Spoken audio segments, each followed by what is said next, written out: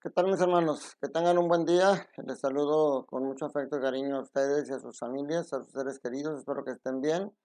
Y pues bueno, vamos a seguir trabajando en nuestro crecimiento espiritual, en nuestro crecimiento en el conocimiento y en el amor de Dios, porque eso es lo que el Señor quiere para nosotros y eso es lo que nos llevará a la verdadera felicidad. El amar a Dios y todo lo que ello conlleva, eso es lo que nos lleva a la vida en la plenitud, obviamente en esta vida, pero para alcanzarla también en la otra, como vamos a ver el día de hoy. Estamos ya a domingo 6 de noviembre, iniciando la semana 32 de tiempo ordinario, y hoy el tema de las lecturas es la vida eterna. Es algo que tal parece que no creemos en que haya una vida eterna. Y yo te preguntaría, ¿tú crees, mi hermano, mi hermana? ¿Ustedes creen que realmente hay una vida después de esta? Yo me preguntaría, ¿hay una vida antes de la muerte? O sea, ¿realmente vives o solamente sobrevives? Estas lecturas de hoy nos invitan a no solamente sobrevivir mientras estemos en este mundo, sino vivir con la plenitud que podamos alcanzar aquí, para luego llegar a la plenitud completa que vamos a alcanzar en el cielo. Hoy la primera lectura es del segundo libro de los Macabeos, capítulo 7, versículos del 1 al 2 y del 9 al 14. En la segunda lectura, la segunda carta a los tesalonicenses, versículo 2, capítulo del 16 al final y los primeros 5 versículos del capítulo 3. Pablo nos va a dar una idea, unos consejos de cómo podemos vivir en esta vida preparándonos para la vida eterna. Y el Evangelio de Lucas, capítulo 20, versículos del 27 al 38, como siempre Lucas con esa sabiduría que Dios le dio para poner los ejemplos claros que nosotros podamos entender. Como les decía, el tema es la vida eterna. La vida eterna es la fe en la resurrección, que nosotros decimos es el misterio de nuestra fe, la fe que proclamamos en el credo. Y sin embargo, la fe en la resurrección a través de la historia es algo que ha ido evolucionando. Y yo creo que como en muchas cosas ha llevado una curva. Primero en la que nadie creía. En la antigüedad la humanidad, en este caso el pueblo de Israel, pensaba que Dios castigaba nuestras acciones buenas y malas en este mundo. Y veían la enfermedad y las adversidades como un castigo por nuestros pecados. Sin embargo, veían que había muchos judíos buenos, cumplidores de la ley, que morían en el sufrimiento, que morían en la adversidad, y eso pues los desconcertaba, pero eso les empezó a abrir la esperanza de que entonces hay una vida posterior, donde estas personas realmente van a recibir el premio que merecen. Y entonces fue creciendo la fe en la resurrección hasta la época de Cristo, en la que la predicación de los apóstoles, todo el crecimiento de la cristiandad, pues toda la gente empezó a cambiar de vida con esa fe en la vida eterna. Pero después como que ha ido cayendo. Y hoy tal parece que hay poca gente que cree en la vida eterna. Porque tenemos que entender que lo que Dios ofrece, si solamente Dios premiara nuestras acciones en esta vida y el premio aquí se quedara, pues qué diferencia habría entre Dios y el mundo, porque el mundo nos ofrece esos premios, esa alegría, esa felicidad, ese placer, pero que dura solamente para esta tierra.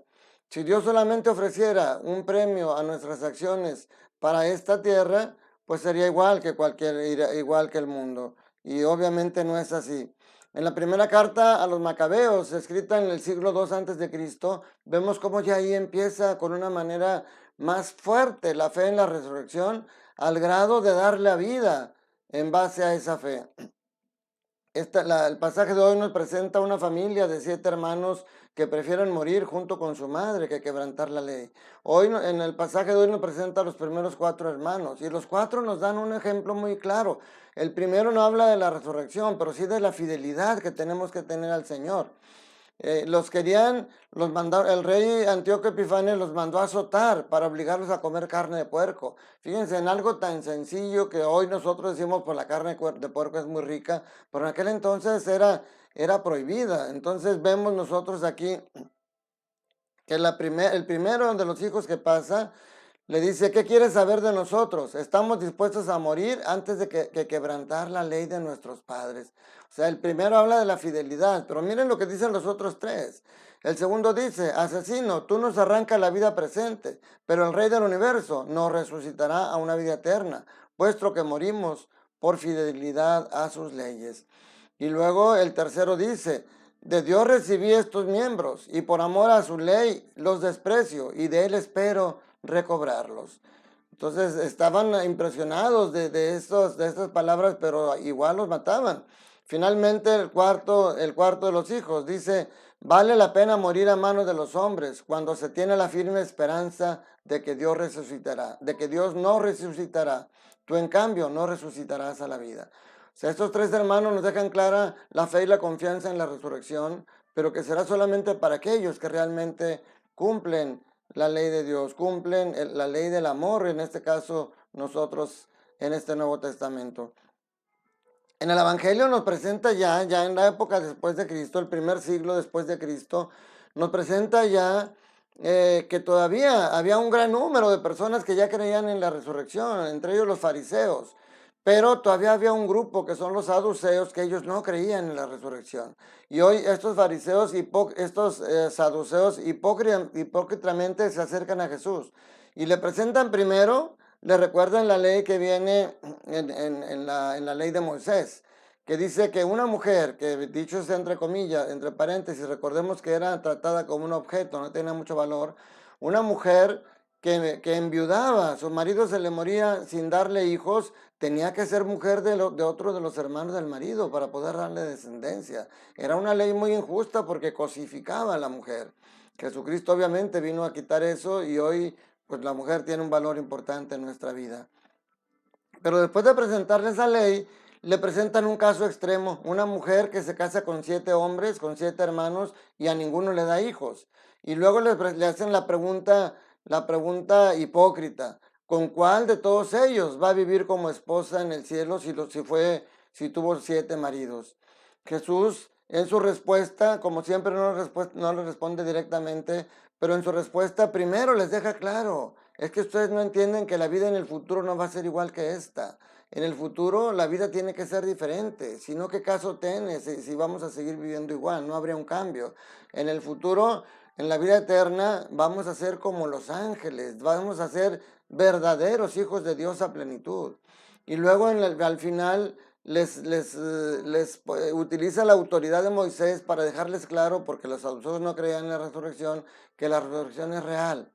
Porque Moisés se expresa de Abraham como el Dios de Abraham, el Dios de Isaac, el Dios de Jacob. Y dice, Dios no es un Dios de vivos, no es un Dios de muertos, es un Dios de vivos, porque para Él todos están vivos. Entonces, mis hermanos, nos está dejando bien claro en este pasaje que nosotros tenemos que tener la esperanza en esa resurrección, en esa resurrección que nosotros la vemos como real. Y nos dice, o nos deja claro que la vida en esa vida eterna va a ser diferente, no puede ser igual. Miren, nuestra vida en este mundo empieza en el momento de la concepción y vivimos una etapa en nuestra vida que dura alrededor de 9 meses. Y en esos 9 meses ya estamos vivos, ya somos una persona que está madurando, que está creciendo y que ya tiene interacción con el exterior, incluso en los sentimientos y en las emociones a través de su madre. Pero ¿qué pasa cuando nace? Cuando sale del vientre y llega a este mundo, empieza una vida. Parece que está muriendo, pero realmente está naciendo a una vida nueva, a una vida diferente, que por supuesto que tiene que ser diferente. En el vientre materno su acción es más pasiva. Ahora ya toma decisiones, ahora ya crece, ya siente, ya es consciente de todo.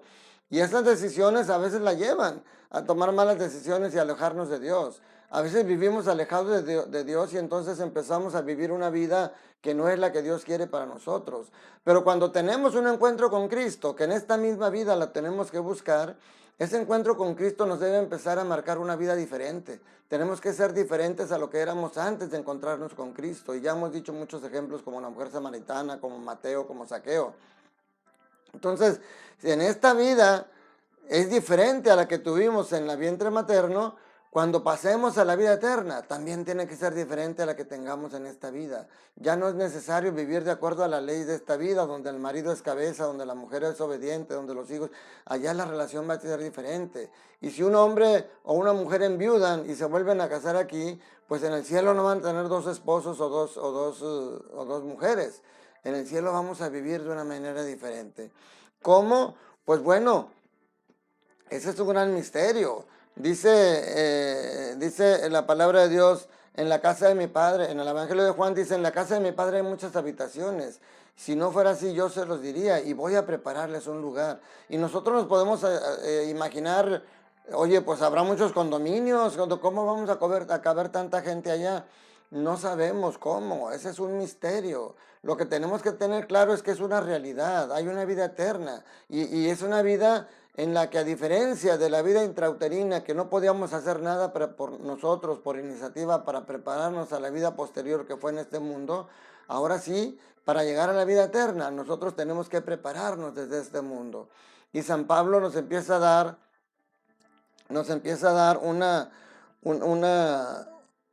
una idea de cómo debemos de comportarnos. Ahora, sobre todo, miren, recordemos, lo veíamos en el martes, en la fiesta de todos los santos, decía San Juan, miren cuánto amor nos ha tenido el Padre, que no solamente nos llamamos hijos, sino que lo somos. Pero luego dice, ahora somos hijos de Dios, pero aún no se ha manifestado cómo seremos al fin. Cuando Él se manifieste, vamos a ser semejante a Él, porque lo veremos tal cual es. O sea, todavía ese hijos de Dios lo vivimos aquí de una manera limitada, porque todavía nosotros seguimos atados a nuestra fragilidad y a nuestra debilidad. Pero cuando lleguemos ya a la vida eterna, vamos a ser hijos de Dios en plenitud. Ya no vamos a tener esa tendencia al pecado. En este mundo sí la tenemos. Por eso San Pablo, en la segunda lectura, en esta carta a los tesalonicenses, nos dice qué es lo que tenemos que hacer para prepararnos en esta vida. Primero, dice, tenemos que creer en Jesús como nuestro Señor y en Dios Padre, que nos ama, que quiere un consuelo eterno para nosotros y que nos da una feliz esperanza de una vida futura junto a Él, junto a los santos, junto a los ángeles, como verdaderos hijos de Él, como verdaderos hijos de Dios Padre. Eso es lo primero, creer realmente en Jesucristo como nuestro Señor y que todo lo que dice la Escritura es real, que Él dio la vida por nosotros, por amor a nosotros, y que en el cielo nos espera un Padre que nos da esa esperanza. Eso lo tenemos que tener muy claro en nuestra vida. Lo segundo, sabiendo que en este mundo tomamos ya decisiones y el enemigo trata de atacarnos y desviarnos de ese camino a esa vida eterna. Entonces, lo segundo que Pablo nos aconseja y que la iglesia nos ha aconsejado siempre es la oración. Tener una vida de oración. Y dice primero, orar para que la palabra del Señor se propague, para que todas esas personas que no creen en la resurrección crean y empiecen a cambiar su vida. Pero lo segundo también dice, orar para que Dios nos libre de esa gente perversa que no cree y que quiere hacernos caer a nosotros, que son instrumentos del maligno para que quitarnos nuestra fe y para que nosotros empecemos también a desviar el camino a la salvación. El tercero, recordar que Dios es fiel a su promesa y que Él nos dará la fuerza para poder vencer y librarnos del maligno. Nosotros no podemos luchar con nuestras propias fuerzas. El enemigo es más poderoso que nosotros, pero Dios es más poderoso que todo. Entonces, la tercera es recordar esa promesa y entonces enfrentar la vida con las armas de Dios, no con las nuestras. La cuarta, permitir que el Señor dirija nuestro corazón para amar a Dios y esperar con paciencia la venida de Cristo. Permitir que sea Él el que dirija nuestras acciones, que Él gobierne nuestra vida y nuestro corazón, porque de ahí salen todas nuestras acciones. Entonces, y esperar, dice, pacientemente la venida de Cristo. Pero recuerden que esa espera de nosotros, esa esperanza no es una esperanza pasiva, es una esperanza activa en la que nosotros tenemos que actuar y que vivir. Hoy parece que el mundo no cree en la vida eterna, porque miren cuánta maldad hay. Si las personas que son criminales, que son secuestradores, los que son narcotraficantes, los que se dedican a hacer el mal, no creen en la vida eterna, porque si creyeran eso, si realmente creyeran el sufrimiento eterno que les espera en el infierno, cambiarían de vida, porque no podemos permitir, no podemos esperar que lo que gozamos de dinero, de todo en esta vida, mala vida, nos pueda llevar a una vida eterna en el cielo. Eso es ilógico. Entonces, si la gente sigue hundida en el maldad, y ahorita me fui al extremo, y no los juzgo. A lo mejor ahorita me está viendo una persona que es secuestrador o que es asesino, que alguna vez mató a alguien. Yo no los juzgo, Dios ya los va a juzgar. Pero tienes que pensar, mi hermano, que, que, que tienes que cambiar de vida, tienes que arrepentirte y tienes que, el tiempo que Dios te permita seguir viviendo, vivir una vida nueva que se asemeje y te prepare para que aún con toda la maldad tan grande que hayas tenido en el pasado, Dios te pueda perdonar y al menos alcanzar el purgatorio para poder llegar de ahí al cielo. Recuerda que en la cruz Dios perdonó a un criminal y le dijo, hoy estarás conmigo en el paraíso. Entonces, me fui a ese extremo, pero habemos muchas personas que también tenemos pecados. A lo mejor decimos, pues yo no robo, yo no mato, pero sí mientes. A lo mejor eres infiel, a lo mejor tienes otra mujer, a lo mejor maltratas a tus hijos. A lo mejor hay tantas cosas en las que nosotros nos desviamos y que como el mundo hoy permite que si tener relaciones homosexuales, que si tener, bueno, no quiero meterme en otras cosas porque además ya se alargó un poquito esta predicación. Pero el mundo nos da tantas cosas de placer en esta vida y el enemigo nos hace que creamos que el infierno no existe y que tenemos que gozar en esta vida. Tenemos que fortalecer nuestra fe. A lo mejor el problema es que toda la gente, nuestros adultos mayores que creían firmemente en esto, se fueron muriendo y nosotros estamos fallando en transmitirles esta fe a nuestros hijos, pero estamos a tiempo. Tenemos que reavivar esa esperanza en la resurrección, esa esperanza en la vida eterna y entender que para que esa esperanza en la vida eterna se haga una realidad, tenemos que empezar a vivirla aquí, a vivir aquí como se vive en el cielo. Si tú aquí empiezas a vivir el amor, la paz, la concordia, la amabilidad, la solidaridad, si aquí empiezas a dejar las cosas con las que no se viven en el cielo, como el odio, el rencor, estás empezando a caminar en ese avance hasta llegar al cielo. Discúlpame, se alargó un poquito, pero es un tema tan profundo que yo quisiera seguir diciéndoles más cosas, pero ya no los quiero cansar. Yo solamente espero haberte sembrado en ti esa hambre por el amor de Dios, esa hambre por estar con Él, no solamente desde ahorita, sino en toda la eternidad, y que eso nos motive a ser cada vez mejores personas, mejores cristianos, y que eso nos invite a vivir cada vez como Pablo nos lo ha enseñado, como Cristo nos lo ha enseñado, para un día estar todos juntos en el reino de los cielos. Que la bendición de Dios Todopoderoso, Padre, Hijo y Espíritu Santo, descienda sobre ustedes, sus familias, trabajos y escuelas y permanezca para siempre. Te doy un fuerte abrazo, cuídate mucho, recuerda, Dios te ama y Dios quiere que seas feliz.